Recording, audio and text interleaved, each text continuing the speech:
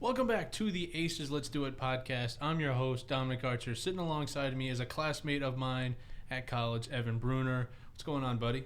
Oh, not much, man. Just excited to talk some college football. Me and Dom, we have some discussions about college football outside of school, and just gonna hop on the podcast here. Yeah. So the college football playoff rankings have come out for the first time. Came out on November 2nd. I'm recording this on November 3rd, and the top 25 is definitely an interesting place. A couple of teams got left out, but we're just going to run through it real quick. Number 25, Pittsburgh. Number 24, San Diego State. Fresno State, 23. Iowa at 22. Wisconsin, 21. Minnesota, 20. 19 is North Carolina State. 18, Kentucky. 17, Mississippi State. 16, Ole Miss. 15, BYU. 14, Texas A&M. Number 13 is Auburn. Baylor comes in at 12. Oklahoma State at 11. And now for the top 10, which they rank top 10, number 10, Notre Dame, number 9, Wake Forest, number 8, Oklahoma, Michigan at 7. The surprise, personally, is 6, Cincinnati, number 5, Ohio State, number 4, Oregon, and then Michigan State, after their big win over Michigan, moves up to number 3, Alabama, number 2, and Georgia, number 1. Just real quick, Evan, who to you got left out of the college football, college football playoff first go at it? So talking top 25 or just top 4? Just top 25, because UTSA, we talked about this. I know they're not a Power 5 school. They don't have the toughest schedule, but they're still undefeated, and there is something to be said about still being an undefeated team at this stage of the season in Division I football. I just felt like, looking at some of the teams, San Diego State's up there. They're another one of those non-Power 5 schools.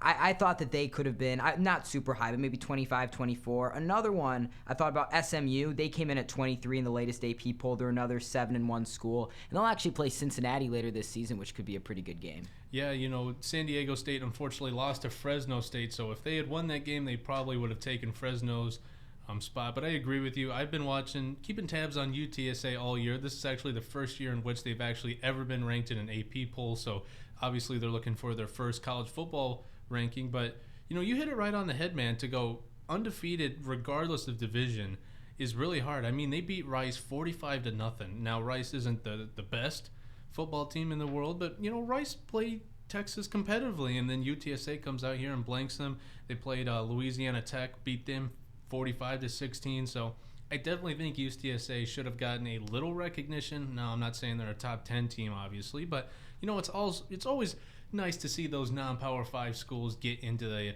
top 25, because you're always rooting for the underdog, and the committee just doesn't like these non-Power 5 schools. No, and that's kind of what happens when you put teams in that aren't in the AP top 25. So, for example, Minnesota and Wisconsin are two teams that are not ranked in the AP top 25, ranked in the college football playoff top 25. So you have to take those teams out. And so they've shown over the years, it still is fairly new. It's, the 6th, 7th season of this? Yeah, I think the 7th year. 7th, yeah. But we've seen it enough to know that they really appreciate Power 5 schools a lot more than the Group of 5, and maybe even more than they should. But just based on that, so they prioritize strength of schedule. So that's why you put in a team like Wisconsin, even though they have 3 losses, they play in the Big Ten. They also have some quality wins. And so, it won't really matter in the grand scheme of things. UTSA is not, they were never going to be a playoff team, but it is still interesting, to see how they're ranking these teams. Yeah, I mean, Liberty is one of the more polarizing non-Power 5 schools. They're 7-2, and their quarterback is most likely going to be the first quarterback off the board in Malik Willis, and they're not even anywhere to be seen,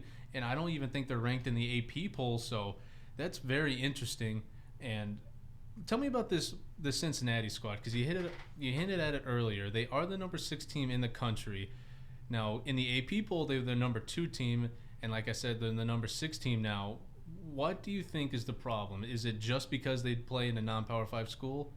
Well, I was surprised to see them at number 6 right now, and I think this is pretty concerning for the Bearcats going forward, because their resume of any of these teams in the top 6, their resume is kind of what it is right now. It's going to be hard for it to get much better just because they already played the toughest part of their schedule. So they scheduled Indiana. Now, Indiana didn't end up being as good as they were coming into the year, but that's still a Big Ten team. They won that game by 14. Then Notre Dame, and that was the big one. And Notre Dame is still a team that's ranked pretty highly, ranked inside the top 15. They won that game.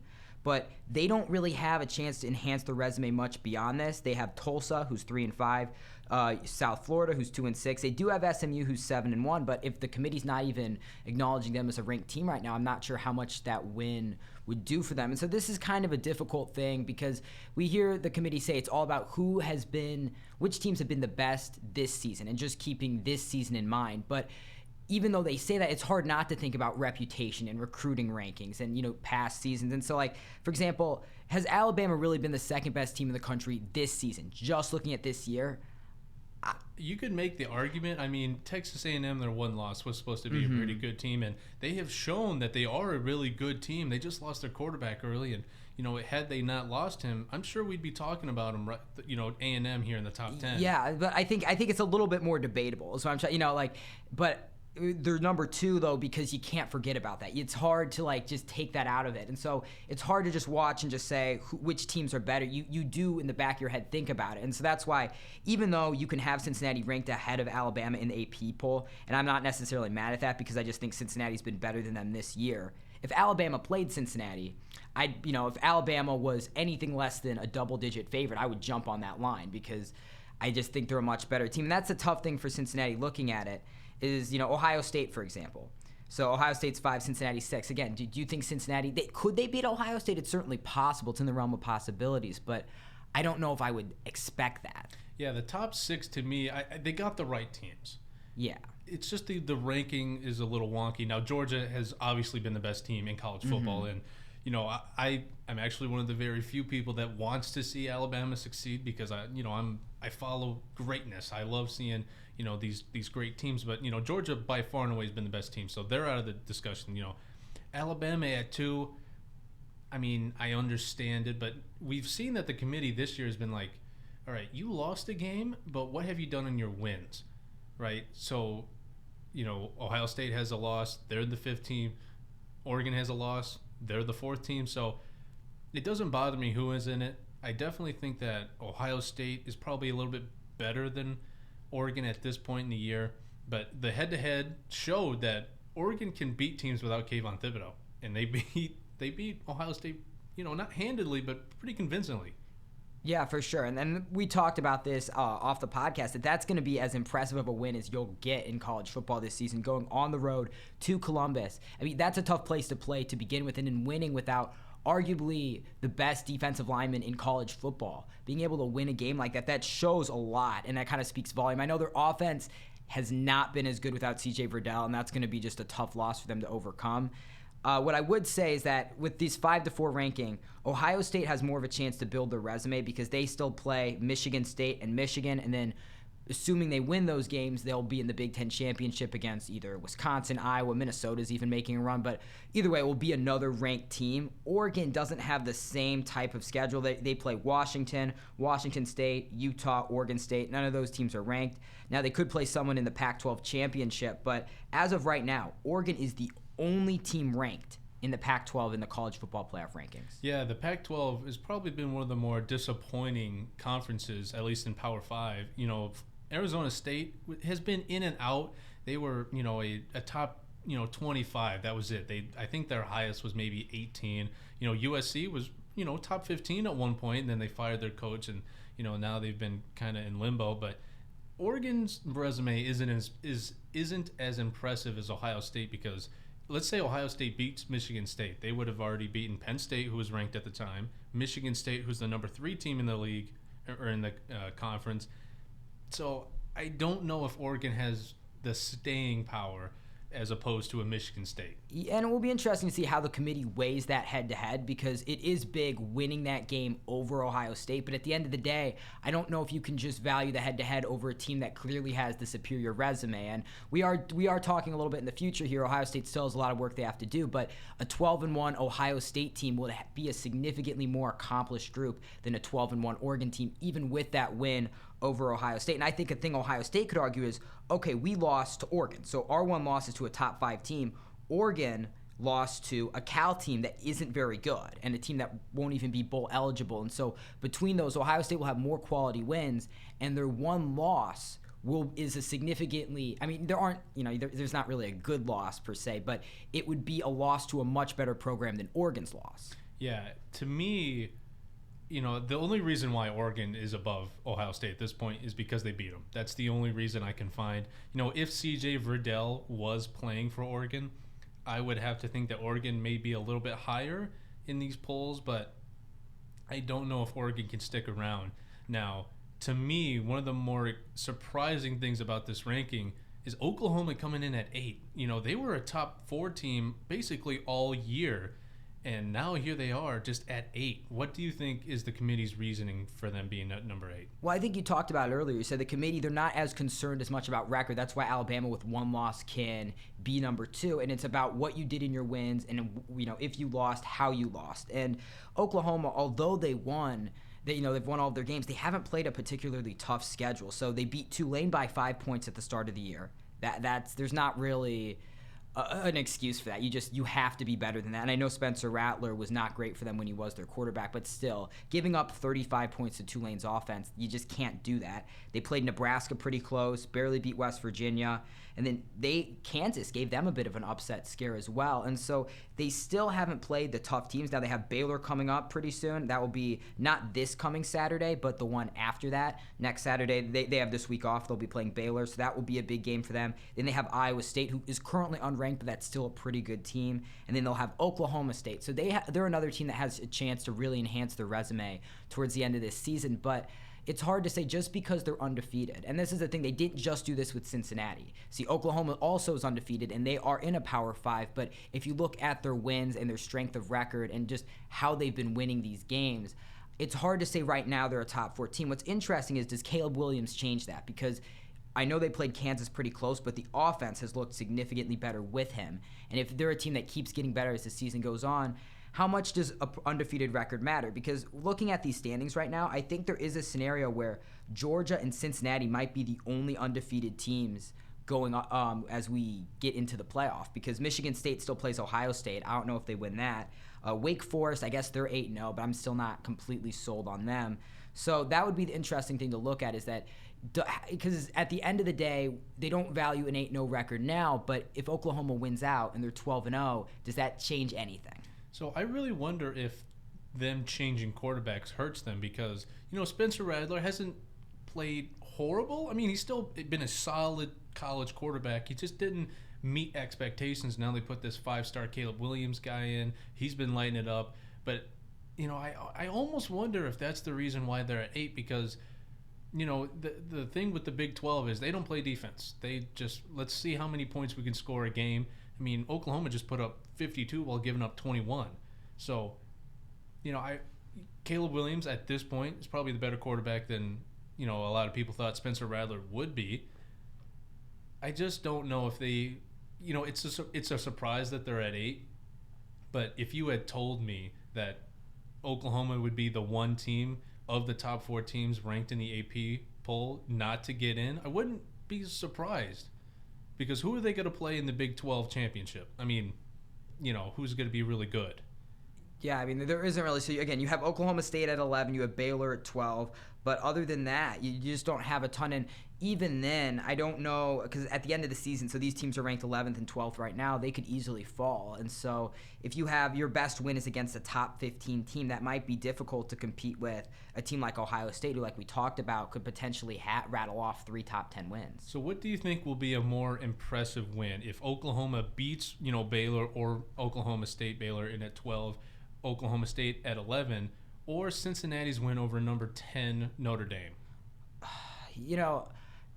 I think beating Notre Dame, I guess it depends on how Notre Dame holds up. So they're ranked number 10. I haven't been terribly impressed with Notre Dame this year. Just they beat Florida State in overtime, beat Toledo by 3. But overall, I still think Notre Dame, they're ranked top 10 in the country. They've been a really solid program.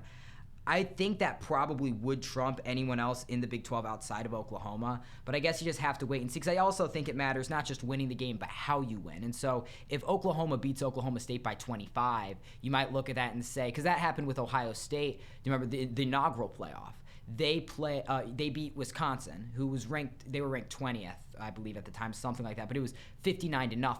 And so it wasn't just that they beat them, that the committee decided to jump them up to 4. It was they beat them in such a convincing fashion. So I think there is some pressure on Oklahoma. And I'd also say with Cincinnati, just because they're not playing anyone good. But it's not just about winning these games, but since you're Oklahoma and you have to make up for some pretty bad losses, ugly wins, you need to also have some really big wins where you blow these teams out and say, okay, yeah, early in the season, because I think there is some recency bias that goes into it. If you can say Tulane was week 1, we're a much better team now, we're beating Oklahoma State by multiple scores, that could be something that could change the committee's feeling towards them.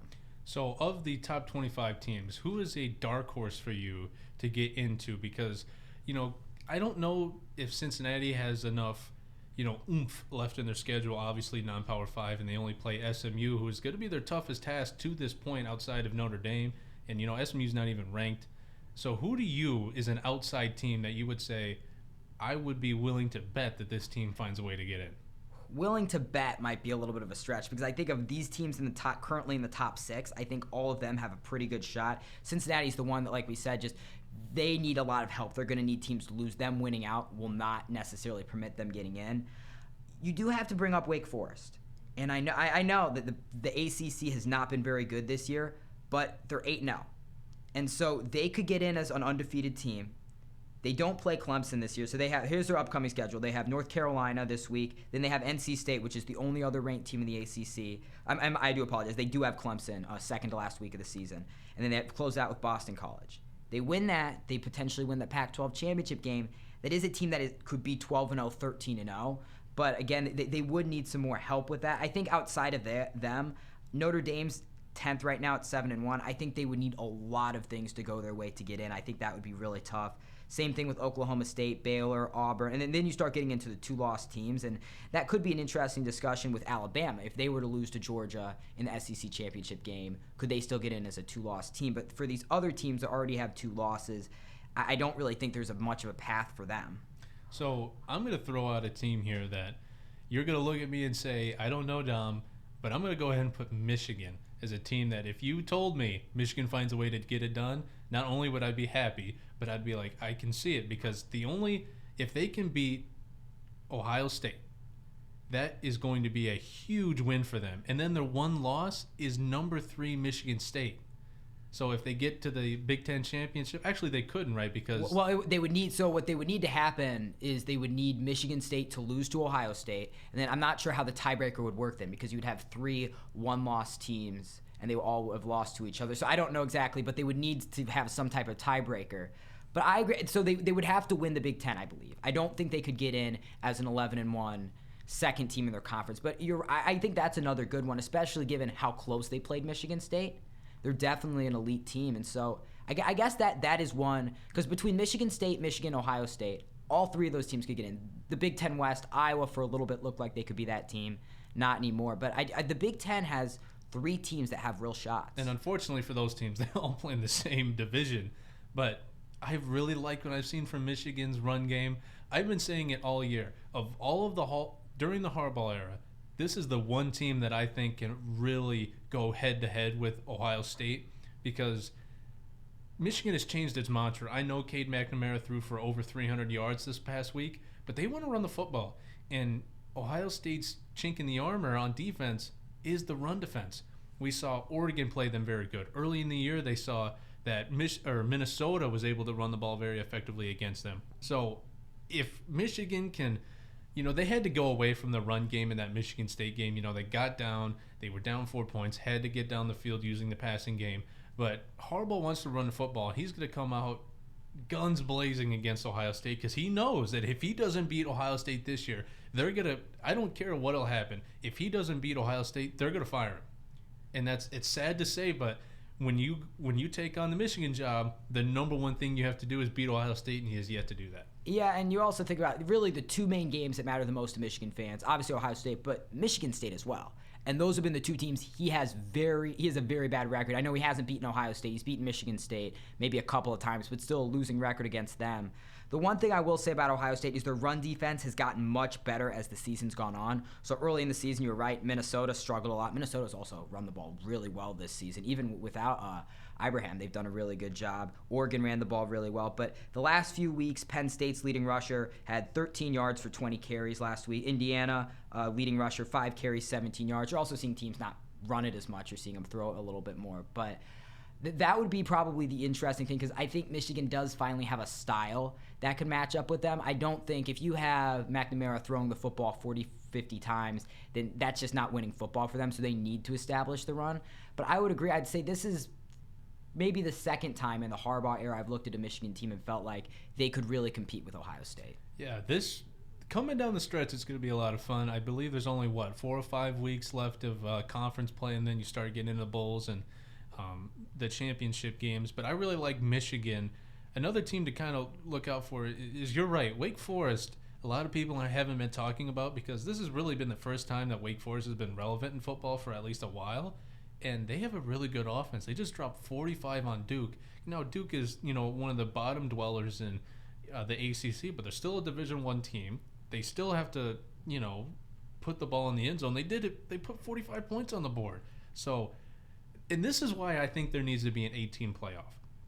Because as it stands right now, every single game would be awesome. You have Georgia versus Oklahoma. Now, I would still take Georgia, but Georgia has the number 1 defense, and Oklahoma has a, top 10 offense at this point. So that would be a fun game. Bama would then play Michigan. Cincinnati would play Michigan State, and then you get the rematch of Oregon, Ohio State. This 4-team playoff has worked to get this kind of format in, but they now need to expand it. What are your thoughts on an 8-team playoff? Well, I agree with you, just because I look at a team like Cincinnati, and I feel like the one thing that we love about the NCAA tournament in basketball is that every team has a shot, regardless of what conference you play in. If you win the games you need to win, you can get in. And does every team, does the 16 seed mid-major really have a shot at winning it all? No, but they at least get in. They at least get an opportunity to prove themselves. And the problem with this playoff is when you only have 4 teams, there are only so many teams that really actually have a shot. And you look at Cincinnati, because they're a group of 5, it seems like no matter what they do, and they scheduled Notre Dame, they scheduled Indiana, they tried to get a tougher non-conference schedule. Just because of the conference they play in, they may never be able to get in. And I don't think that's fair to them, because they could win out. They could win their remaining games by 30, and they still might not get it. And so I think for me, it's just about giving these teams a chance. And I look at Wake Forest is another one. They are ACC, so they're in a Power 5, but they haven't scored fewer than 35 points in any game this season. They put up 70 against Army. You're just giving that offense an opportunity to go up into the playoff. And I also think it would help make the recruiting rankings more competitive, because a big selling point for these schools that they can use is we make the playoff. And so if you're Alabama, Oklahoma, Ohio State, Clemson, which they've been the 4 teams that have been perennial contenders, they're able to use that as leverage, and that's really helped them. I believe if you get more teams in, that could also balance out some of the recruiting. And what we're seeing is Alabama keeps pulling away. In the 2021 class, I believe it was the highest rated recruiting class ever by 24/7 Sports. And so I think that adding an 8-team playoff, not only would it give more teams a chance just in that season, but it also, for like the big picture, long-term, look at college football, it could also be more beneficial. And I think what helps an 8-team playoff is that I'm going to bring up 2 teams, Oregon and Texas A&M. Texas A&M was a lot of people had, the number 4 team in the country. They lose Hudson Card. No, sorry. What's Haynes King. Haynes King, sorry. Hudson Card is the Texas quarterback. But they lose Haynes King early in the year. And then they kind of spiral out of control there for a couple of weeks. But then they found their stride. They beat Alabama. They would be a team that would, when you look at it on paper, they have found their identity with a backup quarterback and have not looked back. They beat the number 1 at the time team in the country. I believe Alabama was number 1, correct? Georgia was number 1, but Bama was 2 and was still getting some votes in the coaches. So there you go. And then Oregon, on the other hand, they lost their best player on offense. Now, Anthony Brown, he's a solid starting quarterback. Maybe, question mark, has a future in the NFL, but as it stands right now, he's a really good college quarterback. But they lost their best player on offense. And is it fair to Oregon to have them, let's say they come in at 5 next week. But they have shown to bounce back from losing the best player, find a new identity on offense, and have not lost a game. I don't think that's fair to that team. Yeah, I would agree, because I don't think, because you talk about what teams are, playoff caliber, there are a lot more teams than just 4. I think there are some years where it hasn't been that case, and you felt like the gap between your years where it's like Alabama, Clemson, and everyone else. But you look at this season, so you have Oregon at number 4. Do you think Oregon's significantly better than Oklahoma, who's number 8? You can go really deep with this and talk about all of these schools. You talked about Texas A&M; they're currently number 14. You can go all the way down to some of those SEC schools. I just believe that expanding it, there are more teams this year, especially, that are really deserving of a spot. Yeah, Oklahoma State, they're really good, but they're not playoff good.